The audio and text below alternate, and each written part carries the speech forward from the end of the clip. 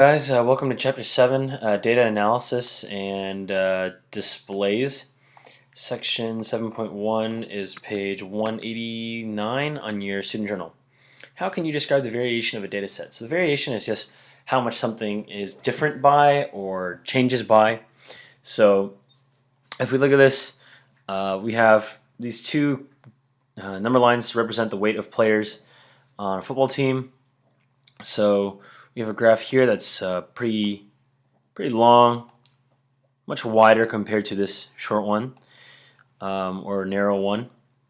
And so the middle, you might say, is somewhere around here, somewhere in that neighborhood, and you would say that there's a pretty wide range. Here, the middle might be 215, and it's much tighter.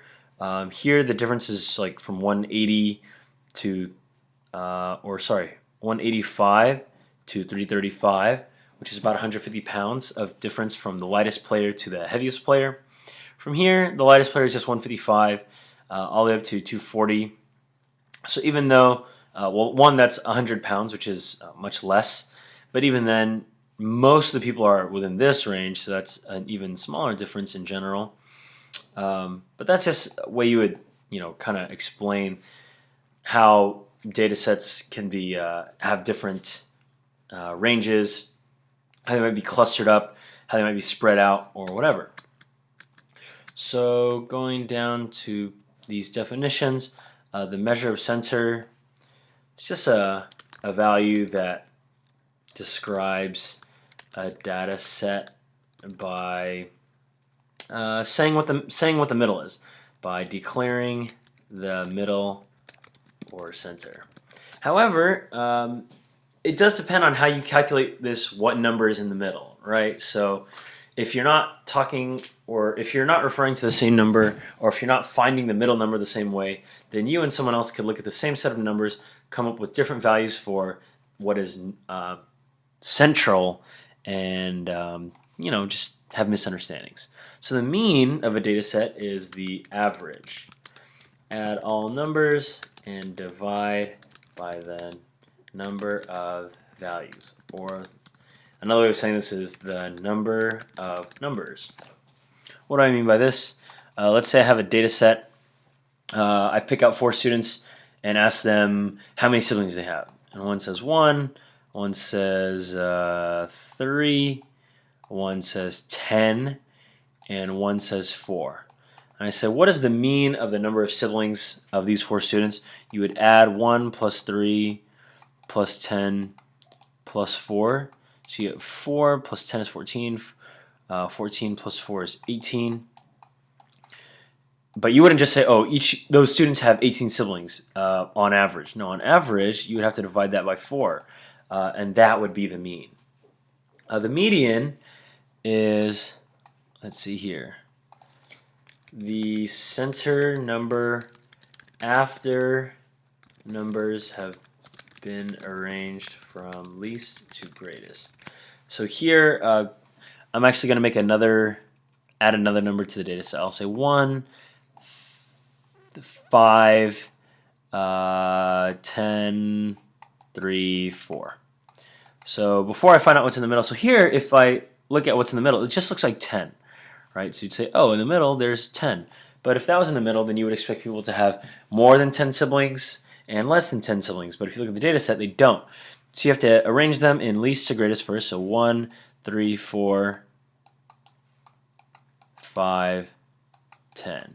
And to find what's in the middle, you just take one out from the beginning and end, and then do it again until you're left with a number.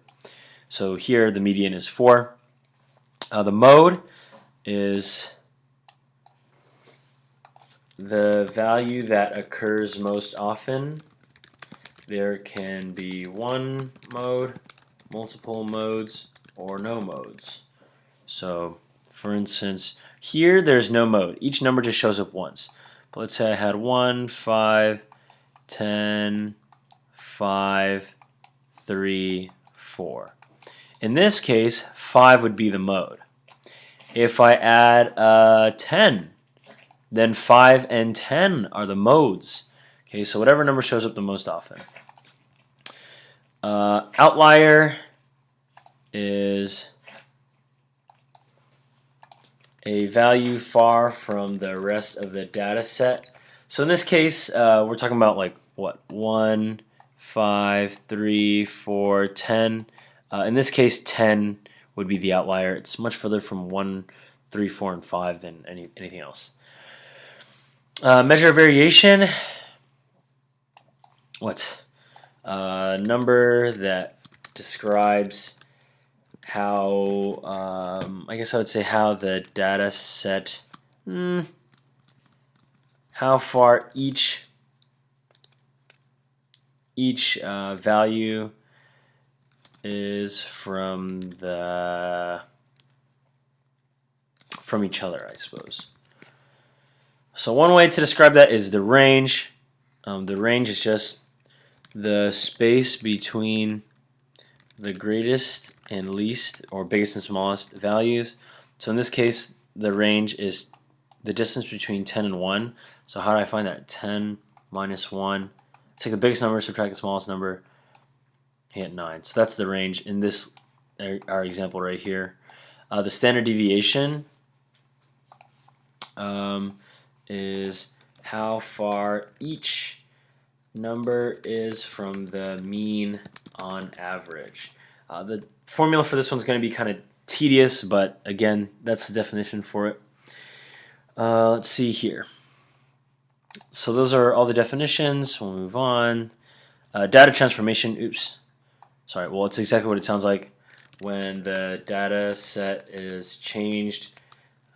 Example, by adding 3 to all values. So let's say I had that 1, 3, 4, 5, 10. I added 3 to all of them. I would have 4, 6, 7, 8, and 13. So now we can move on past these definitions. Core concepts, they just run down the definitions to you again. The symbol X bar represents the mean. So if you see something like this, it's asking you for the mean, or it signifies the mean. Standard deviation. I'll go over this formula again later on when we do the example, but to describe it to you very quickly, you take each data, so like 1, so we had 1, 3, 5, 3, 4, 5, 10. I would calculate the mean, so that's what X bar is, the mean, and X1 might be 1, so 1 minus the mean squared, plus 3 minus the mean squared, plus 4 minus the mean squared, and so on and so forth. I would square them, I would add them all together, I would divide by the number of numbers, in this case 5, and then I would take the square root. Kind of long-winded, but it's not complex. It's just tedious, and I try and make that distinction because I don't want you guys to sit here and think, oh my god, that looks so complicated, like how could I do such a thing? It's not that it's complicated, it's that it requires many calculations, but it's not actually difficult. Okay, so data transformations using addition. When a real number k is added to each value in a numerical set, the measures of center, so what is that? The measures of center of the new data, so that's referring to mean, median, mode. You could just add whatever number. If you add, for instance, if I add a 3 to all those other numbers, then whatever I found the mean, the median, and the mode to be, I could just add 3 to those as well. The measures of variation are the exact same. So the range doesn't change because I bumped everything by 3. The standard deviation also doesn't change because, again, I bumped everything by 3s by the same constant so that their relationship with each other is exactly the same. When you multiply, though, by a number greater than 0, so no negative numbers essentially, the measures of center and variation, so this means range, I should have just written this, range and standard deviation, whereas the measures of center refer to, again, mean, median, and mode. In that case, you multiply everything by k, because when you multiply, let's say I'll just show you with 1, 1, and 5. So what's the average of 1 and 5? If you add them together, you get 6, And if you divide by the number of numbers, which there are 2 numbers, and you get 3. So the mean is 3. But if I multiply everything by k, so let's say I multiply everything by 4, I will get 4 and 20. Now you see here there's a gap of just 4. Now the gap is 16, right? And that's after multiplying by 4. Basically, you just multiply all the measures by 4, or whatever number you choose you have multiplied by. Okay, extra practice. Consider the data set: mean, median, and mode. So before we find the median, let's arrange everything from least to greatest. So 2, 2, 2. So 2, 2, 2, 3. And notice as I'm crossing these, as I'm writing it down, I cross them out. If you don't, it will just make a jumble. Like, it will really mess you up. 5. You'll like miscount the number of 3s or 2s, and you won't even know if you're counting or you're just saying the number. So mean. What is the average? I have to, or how do I calculate it? So 2 plus 2 plus 2 plus 3 plus 4 plus 4 plus 5 plus 7, plus 7 plus 16. And I have to take all that. And after I add it, I have to divide it by how many numbers are there? 1, 2, 3, 4, 5, 6, 7, 8, 9. So this is, again, this is for the mean. 2 plus 2 is 4, plus 2 is 6, plus 3 is 9. 9 plus 4 is 13. 13 plus 5 is 18. 18 plus 7 is 25. 25 plus 16 is 41. 41 divided by 9, which is some decimal. Let's see. 41 divided by 9. 41 divided by 9. By the way, I'm doing this with a calculator, so you should too. Your calculator is your friend. 4.555 bar. That means it goes on forever. Just double checking my math. Okay. Determine which. Oh, sorry. The median is the number in the middle. So let's just start by crossing out numbers. Cross, cross, cross, cross, cross, cross, cross, cross. 4. 4 is our median. So 4 is our median. Mode. Sorry, I should have made it the arrow this way. Oh, sorry, the mean, not the mode. Mean. Sorry. And the mode is 2, because it shows up 3 times. Determine which measure of center best represents the data. So we have a few values here. We have 4.55. We have 4. And we have 2. Determine which measure of center best represents the data. I would say obviously the mode does not, right? Because 2 is just like way too low. It doesn't. It's like you almost ignore the rest of these. If you argue for 4 or 4.55, honestly, I could see either of them. I would err on the side of going 4.55 because you do have a good number of numbers of data values that are greater than 4. So, particularly 5 and 7. 16 is an outlier, so kind of doesn't factor in that much, but that's what I would, if either of these is defensible, 4.55 or 4. Less so, 2 is definitely not. So if you pick either of those and you come up with however you would justify it, you can do that. The table shows the mass of 8 gorillas. Identify the outlier. So which number is far? Right? 44. How does the outlier affect the mean, median, and mode? If you have a number that's all the way out in the cuts that is less than everything, then that means these measures of center make it seem less than, what is typical. So the outlier is 44. How does the outlier affect the mean, median, and mode? Because it is far less than the rest of the values, it decreases the mean, median, the mean and median. It does not affect the mode. Describe one possible explanation for the outlier. The gorilla could be starved. Also, a much more realistic explanation. It could be a baby gorilla. I think if it was starved and it weighed that little compared to all these ones, it would probably not be alive. But what do I know? I'm just a math teacher, not a zoologist. Okay. Moving on.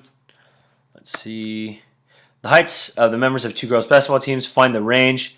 So for each of these, you would just take the greatest, subtract, and subtract the least value.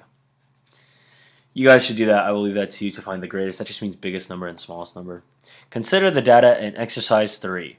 Find the standard deviation of the heights of team A. So I'm going to do this for team A, and I will leave this for you to find team B because it is tedious, but you honestly just need to practice. And I'm going to show it to you one time. So how do you find the standard deviation? If you go back, you realize it's each data value minus x bar, which means the mean, squared, divided by the number of numbers, and you take the square root of all of that. So what does that mean? Let's just start off by finding the mean. 58 plus 75 plus 60 plus 48 plus 56 plus 78 plus 60 plus 57 plus 54 plus 59. And divide by the number of numbers. 1, 2, 3, 4, 5, 6, 7, 8, 9, 10. 1, 2, 3, 4, 5, 6, 7, 8, 9, 10. 10 indeed. I will be doing this on my calculator right now. You should too. 58 plus 75 plus 60 plus 48 plus 56 plus 78 plus 60 plus 57 plus 54 plus 59. So it's 605 divided by 10, which is 60.5. Holy, can only somebody is 78 inches? Jeez, it's really tall. In any case, let's see here. The average, so the mean by average is 60.5. Find the standard deviation. So now I'm going to take each of these values, so I'm going to write it out.